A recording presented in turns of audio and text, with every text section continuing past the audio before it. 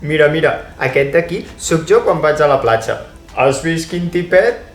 Tenir un cos més musculat és l'objectiu de moltes persones. Per això, a més d'un bon entrenament en el gimnàs, també caldrà donar-li bona teca. Una alimentació ben controlada i algun que un altre batut proteic ajudaran, però hi ha persones que decideixen anar un pas més enllà. Ho veiem al Radical Lliure.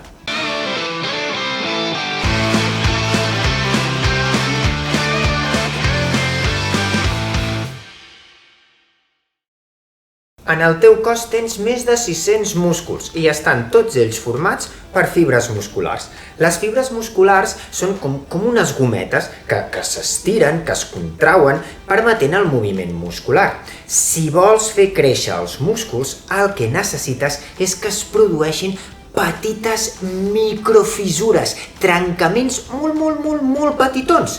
Aleshores arriba al sistema immunitari i en reparar aquests trencaments el múscul creix. Aquests trencaments es produeixen degut a l'exercici físic. Per això, per fer créixer el múscul, hem d'anar afegint cada cop més càrrega per anar produint aquestes petites fissures i que vagi creixent. El procés també funciona a la inversa. Si deixes d'utilitzar els músculs, es van fent cada cop més petits, en un procés anomenat atròfia muscular. Però l'exercici no serà l'única cosa fundamental per tenir una bona musculatura. També ho seran l'alimentació i les hormones. I és que les fibres musculars estan fetes per proteïnes. Les proteïnes són cadenes llargues formades per peces més petites anomenades aminoàcids. Per tant, quan es produeixen aquests microtrencaments a les fibres musculars, l'organisme el que necessita és proteïna, aminoàcids, per fer aquestes reparacions. Les persones esportistes necessiten ingerir més proteïna que la resta de la població. El que passa és que no sempre et ve de gust menjar-te pollastre i mig al sortir del gimnàs, oi que sí?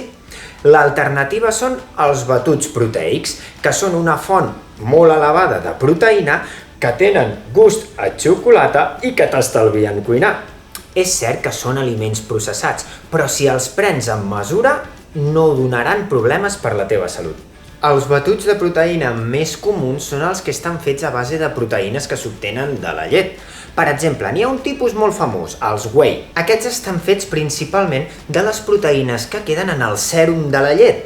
Saps el liquidet aquest que queda a sobre dels iogurts? Que hi ha persones que se'ls veuen? Jo no el suporto. Aquest és molt comú perquè les seves proteïnes s'absorbeixen a gran velocitat. També n'hi ha uns altres que estan fets a base de caseïna, també una proteïna que s'obté de la llet. El que passa és que aquesta proteïna té una absorció més lenta, però és igual d'eficaç. I recorda que perquè creixi bé el múscul, també se li ha de donar temps a l'organisme perquè recuperi aquests microtrencaments. Per això serà important dormir bé i donar algun que un altre dia de descans a l'exercici perquè així els músculs... I finalment, en la construcció dels músculs entren en joc les hormones, com per exemple la testosterona, una hormona imprescindible per al desenvolupament de músculs grans i forts. Els homes produeixen més testosterona que les dones. Per aquesta raó, solen tenir més facilitat per desenvolupar major musculatura. Més facilitat, que no significa que en tinguin més. I a mesura que ens anem fent grans, van baixant els nivells de testosterona. Per aquesta raó, amb l'edat també es van reduint els músculs. Això porta a algunes persones a anar un pas més enllà dels batuts proteics, a prendre uns suplements de dubtosa seguretat, els esteroides anabolitzants. Es tracta d'una font exògena de testosterona, és a dir, que t'estàs fotent al cos en forma de pastilla quantitats ingents de testosterona perquè els teus músculs tinguin un aspecte més rocós. I és que els esteroides no estan pensats per això. Els esteroides s'utilitzen per tractar malalties com l'anèmia, l'osteoporosi, per tractar fractures, però no pas per fer créixer els músculs amb una finalitat estètica. De fet, utilitzar els esteroides per això és il·legal.